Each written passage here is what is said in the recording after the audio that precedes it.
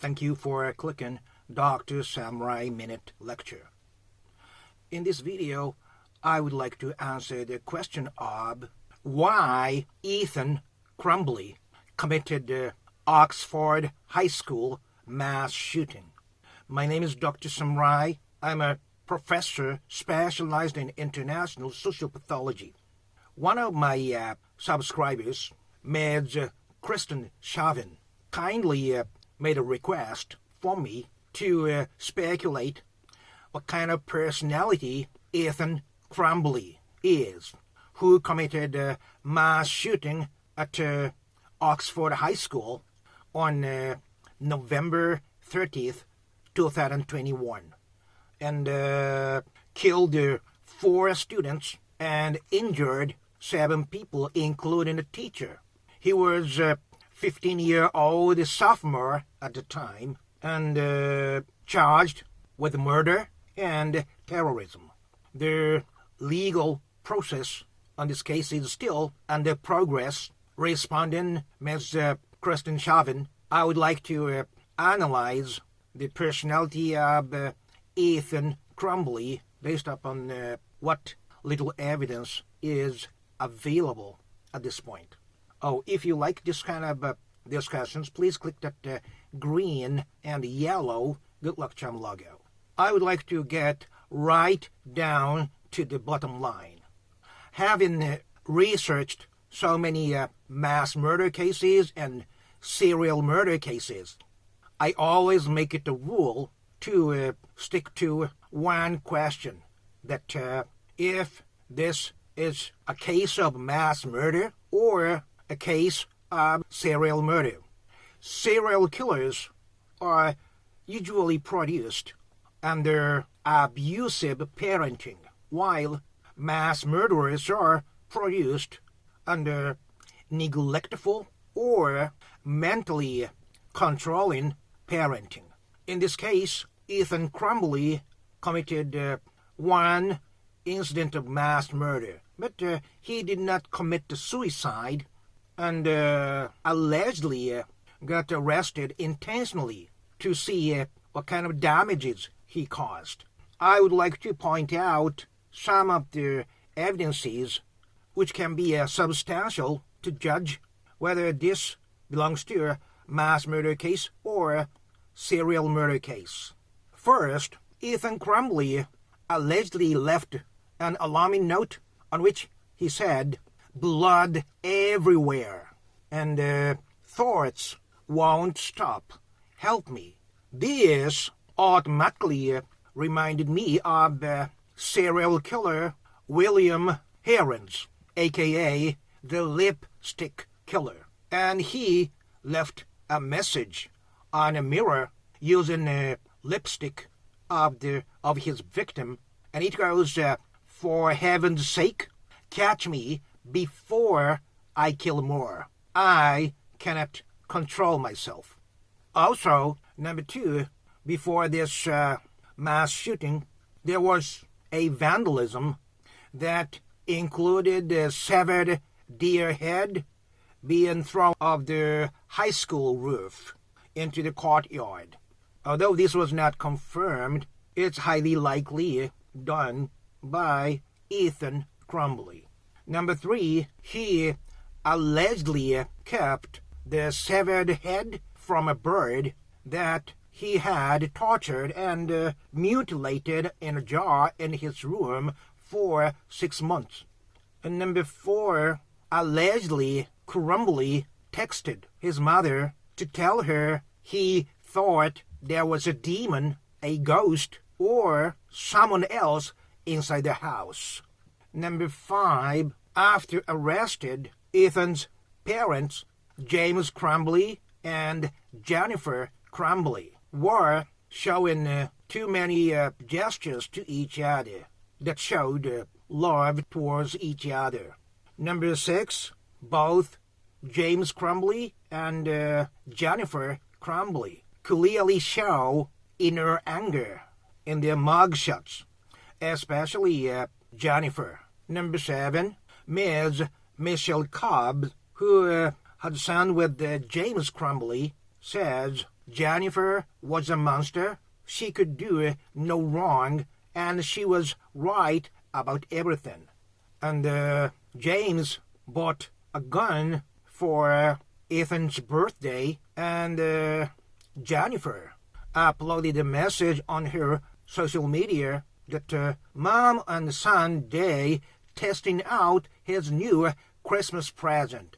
My first time shooting a 9mm, I hit the bullseye, which clearly shows Ethan's parents both had their own anger inside themselves. Based upon these 7 pieces of evidence, what can we say? The fine line that distinguishes between serial killer and mass murderer is whether that murder was intended to be only one-time deal, or it was part of serial murder offenses, which could have happened if Ethan had not been arrested.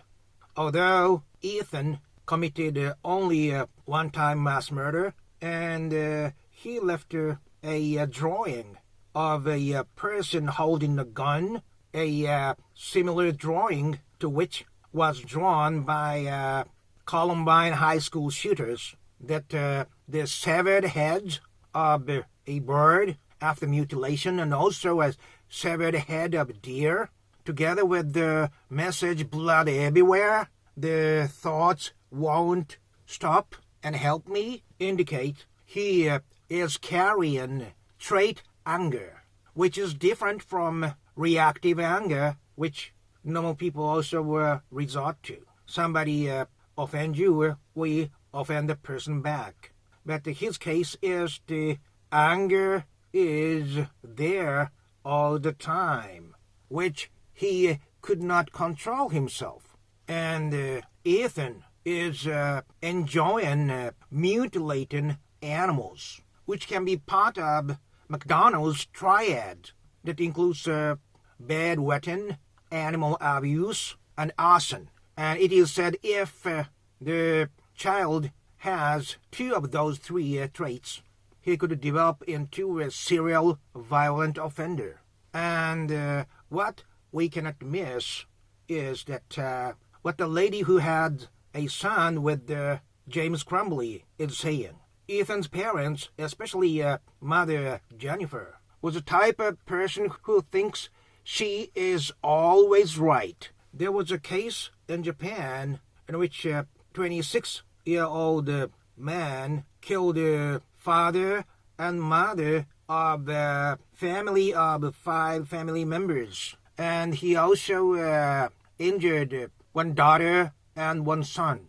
The reason I am mentioning this case is in his family, his father was a person who thinks he is always right and others are always wrong. He also hated cats loitering in his yard and blatantly showed anger against the cats, saying he wanted to kill them all. And the perpetrator, 26 years old, allegedly abused and killed so many cats in the neighborhood, like putting a live cat in hot water and boiled her.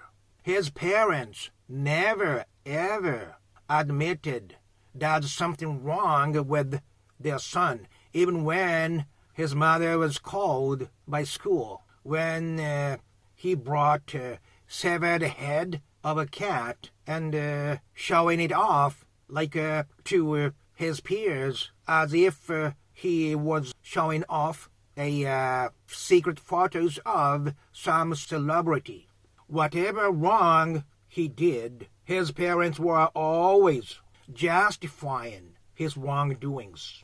And this is probably why he did not have intention to take his own life, which is typically shown by mass murderers. Even if they do not commit suicide, they are looking for suicide by cop or give themselves up to be executed. But it doesn't seem Ethan CRUMBLY has that kind of intention, which indicates this was the only one deal and he was ready to die. So, based upon my criteria, this does belong to a serial murder type. And if he was not arrested, he could continuously do this type of heinous act.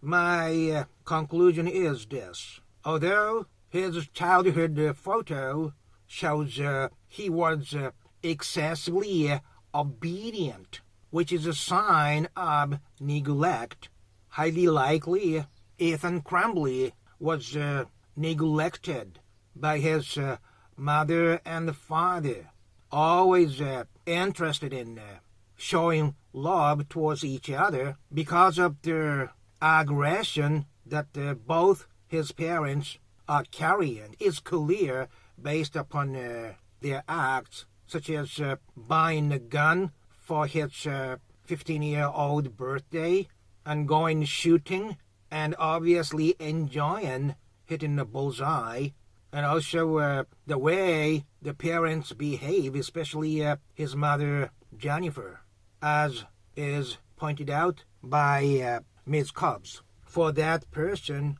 to be on the serial killer side, there must always be constant aggression during early infancy, especially the first 3 years of his life.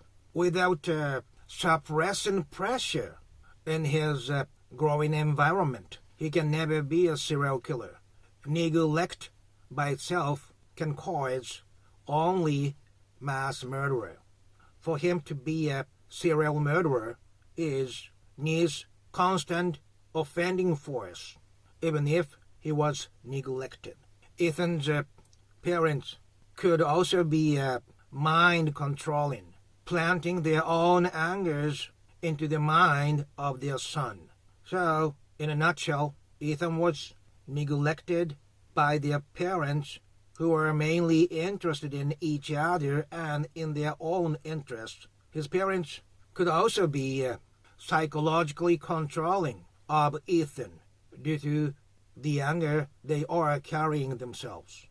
But also, James and Jennifer could be invading into the minds of Ethan, which could have been registered as something suppressing and offending to the mind of Ethan. So, in the mix of neglect, mind control, and constant anger from his early infancy, he developed the mentality of serial murderer-like mentality. So, this Oxford High School shooting was a part of serial offenses that Ethan could have conducted. And as such, the authorities must be very careful not to let out Ethan into the society so easily, because it is highly likely that he could continuously commit crimes if he is released in a short time sentence under lenient conditions for juvenile offenders.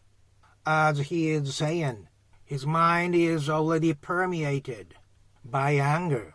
As already says, blood's everywhere, and he cannot stop thinking. This is it. I would like to hear what you have to say about my speculation on Ethan CRUMBLY. And if you like this kind of serious discussions, please click that red Dr. Samay logo. Wherever you are, my friend, on this same small planet Earth during this same short period of time. Okay, thank you very much, and bye-bye now.